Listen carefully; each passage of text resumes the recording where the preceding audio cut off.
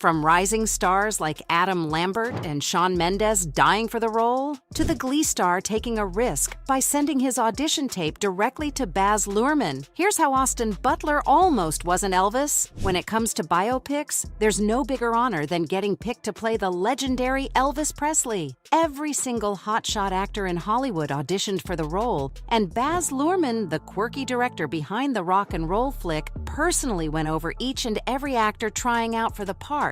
He was trying to find his Elvis, but little did he know the kind of challenge he'd signed up for. The auditions were no walk in the park and stretched on for months. The stakes couldn't have been higher, and new rumors spread like wildfire. But here's where things get really interesting. It wasn't just the actors who wanted a piece of the king's glory. Even musicians like Adam Lambert and Shawn Mendes were secretly trying to step into Elvis's blue suede shoes. And finally, the moment arrived when a decision had to be made. Austin Butler won the role, securing the spot of Elvis in the biopic.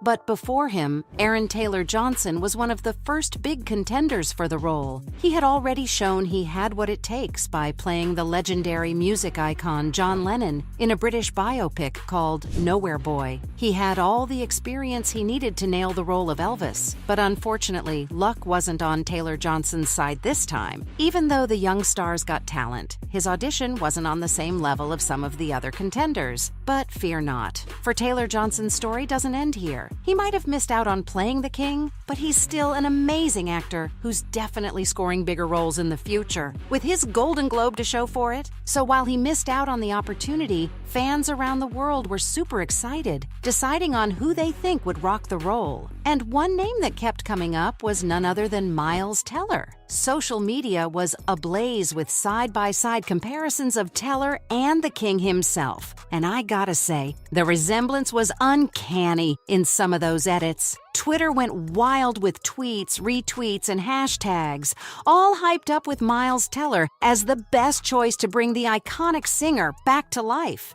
The fans had spoken, but things don't always go as expected. Even though Teller had the looks that make heads turn and fans were all in, he got snubbed for the role right before the final pick. The letdown hit hard, but fear not, because there's still plenty of Miles Teller magic to behold. He secured a huge role in the super-hyped sequel, Top Gun: Maverick, flying through the skies right next to the legend Tom Cruise himself. The movie's been crushing it at the box office ever since it dropped, and Teller totally rocked as Bradley Rooster Bradshaw. So it's safe to say that Miles Teller's journey isn't over in the entertainment industry, and the future shines bright for the young actor, and I can't wait to see what he'll cook up next. But when you think of Elvis, Ansel Elgort might not be the first name that comes to mind in terms of physical resemblance, but he had some serious musical chops, and those made him a top contender for the part. You see, fans loved Elgort's starring role in Steven Spielberg's remake of West Side Story. And even though the film didn't quite reach the box office heights everyone thought it would, it still gave the young star the opportunity to show his talents as both a singer and a dancer. He won over thousands of fans, blowing Hollywood away with his musical skills. But when it came to the Elvis biopic, director Baz Luhrmann had a specific vision in mind. And as much as fans rooted for Elgort, he didn't quite fit the bill. Now I gotta address the elephant in the room. Elgort hasn't had the cleanest slate for an actor, and the harassment allegations against him haven't gone away. So it's possible that this made Luhrmann pass up on casting him, but we'll never know for sure. Another actor with plenty of musical talent suited for the part was none other than Harry Styles. From his days as a member of One Direction to his solo career, Styles has become a superstar. With hit records, sold-out concerts, and even a shiny Grammy on his shelf, he captured the world's attention as a leading man in the music industry. Just imagine the excitement when news broke that Harry was in the running to play the king himself. Both fans and critics were super hyped, saying that Styles was the perfect choice for the role. He had the charm, charisma, and the talent needed to play the legendary musician. When the auditions went down and Harry showcased his remarkable skills, It seemed like a sure thing that he was gonna rock Elvis's iconic persona. But director Baz Luhrmann had other plans up his sleeve. He made the bold decision to look beyond the obvious choice and believed that Styles had already carved out his own iconic presence in the music world and shouldn't confine himself to the role of Elvis. Even though Harry's audition was actually better than many Hollywood actors according to fans, the director knew that the true magic of his talent lied in him creating his own path. The casting director, Denise Chamian, also had her eyes peeled for fresh talent. She first caught a glimpse of Austin during the casting of The Maze Runner, but he was a bit too young for the role at the time.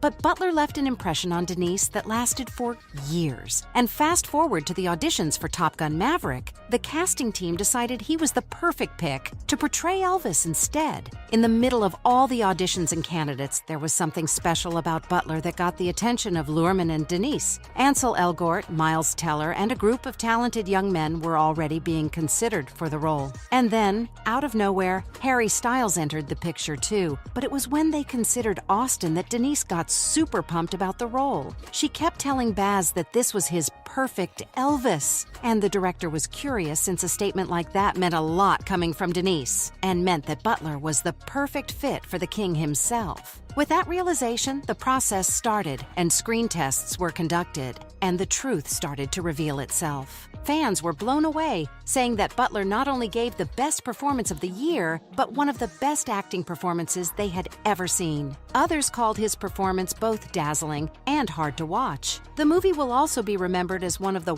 wackiest roles of Hank's career. Don't misunderstand me, though. It's still one of his best performances. Hank said he usually tries not to play the evil guy in his movies, since he wants to keep up his wholesome image, but he just couldn't turn down playing the legendary Colonel Tom Parker. Hanks and Butler totally killed it with an amazing performance that blew everyone's mind. The costumes, sound, and makeup were all on point, and the editing was so amazing it left fans wanting a second rewatch. As the screen tests kept going, Butler's talent and charm really had a chance to shine, captivating the hearts of everyone in those rooms. He wanted this role so badly that he wasn't going to leave his fate to chance. No, he took matters into his own hands and found Luhrmann himself. Armed with a tape of his performance of Unchained Melody, Butler sent it directly to the director's mailbox. And according to everybody who saw that tape, it was beyond legendary. It had Butler in his bathrobe, belting out a rendition of Unchained Melody that would make even the toughest critic's heart skip a beat. Luhrmann was blown away by how awesome Butler's performance was. He couldn't help but think whether this guy was a musical genius or just having a breakdown. Butler revamped the lyrics in his head, pretending he was singing them to his mom, who had passed away. The emotions were so real and intense that they hit Luhrmann right in the feels, a magical moment that touched him deep down inside. You see, with all the internet noise of Elvis impersonators and celebrity fan castings, it was that genuine moment that grabbed his attention. Luhrmann knew he stumbled upon something special, and even Tom Hanks admitted it after watching Butler's audition tape. He said he couldn't look away and watched it 4 times in a row. The impact of Butler's performance was clear, and Hanks declared there was simply no need to watch anyone else's version. So, from the Glee star taking a risk to send in his audition tape directly to Baz Luhrmann, to rising stars like Adam Lambert and Shawn Mendes dying for the part of Elvis. That's why Austin Butler almost wasn't Elvis.